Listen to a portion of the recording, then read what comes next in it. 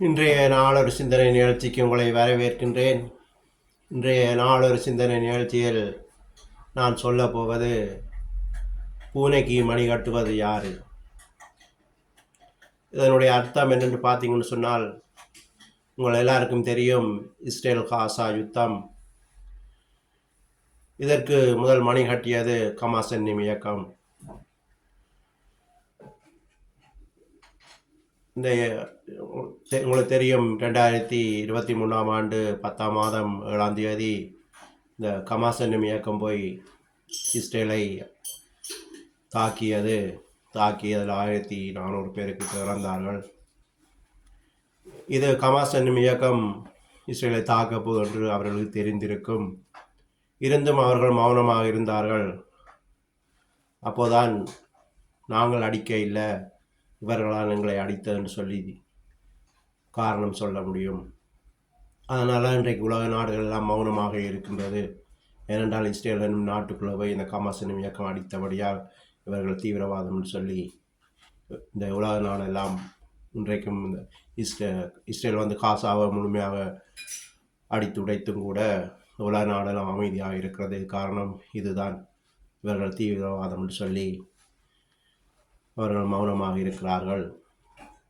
எனவே முதலாவதாக ஹமாஸ் என்னும் இயக்கம்தான் மணி கட்டியது.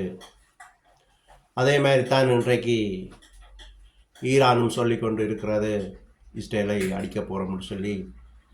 இதற்கும் இஸ்ரேல் மௌனமாக இருக்கிறது. முதல்ல ஈரான் அடிக்கணும்னு சொல்லி அடித்தால்தான் இதை சாட்டாக வைத்து இஸ்ரேல் வந்து ஈரானை அழிக்கும். இதற்கு பின்னால் அமெரிக்கா இருக்கும். ஏனென்றால் இந்த ஈரான் அமெரிக்காவுக்கு அச்சுறுத்தலாக இருக்கின்றது. எனவே இந்த சந்தர்ப்பத்தை பயன்படுத்தி இவர்கள் அந்த ஈரானை தாக்குவார்கள். அப்போ ஈரான் வந்து எதிர்பார்த்து கொண்டிருக்கிற இஸ்ரேல் அடிக்கும்னு சொல்லி அவரோட கோபம் ஊட்டி அடிக்க வைக்கிறதுக்கு. ஆனால் ஈரான் வந்து இஸ்ரேல் வந்து ஈரான் அடிக்கும் என்று பார்த்து கொண்டிருக்கிறார்கள். இதுதான் பூனைக்கு மணி கட்டுவது யாருன்னு சொல்லி. அப்போ ஈரான் வந்து அடிச்சதுன்னு சொன்னால் உடனடியாக இஸ்ரேல் அடித்து அந்த காசாவை எப்படி தரமட்டமாக்கினார்களோ அது மாதிரி இந்த ஈரானையும் அடித்து தரமட்டமாக்குவார்கள். இதனோட இன்னும் ஒரு நாடு இருக்கின்றது, லெபனான். இந்த லெபனான்லேயும் ஹிஸ்புல்லா என்னும் இயக்கம் இருக்கின்றது. இந்த இயக்கமும் அழித்து கொண்டு இருக்கிறார்கள். ஆனால் இன்னும் இஸ்ரேல் முழுமையாக அதுக்குள்ளே போக முடியலை, போக இல்லை.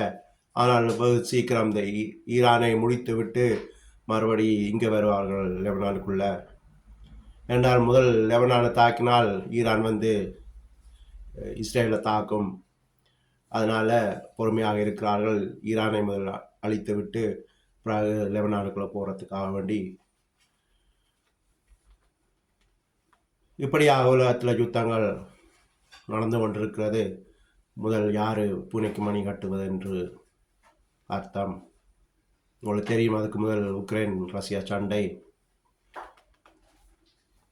இப்படியாக பல நாடுகளில் சண்டை வர ஆயத்தமாக இருக்கிறது.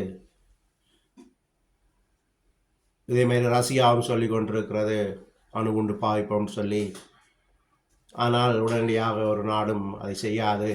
யாராவது ஒரு ஆள் அடித்தால் அதை சாட்டி மாறி மாறி அடிபடுவார்கள். இதான் பூனைக்கு மணி கட்டுவது யார் என்று காத்து கொண்டிருக்கிறார்கள். இப்படியாக உலக நிலைமை இன்றைக்கு போய்கொண்டிருக்கிறது.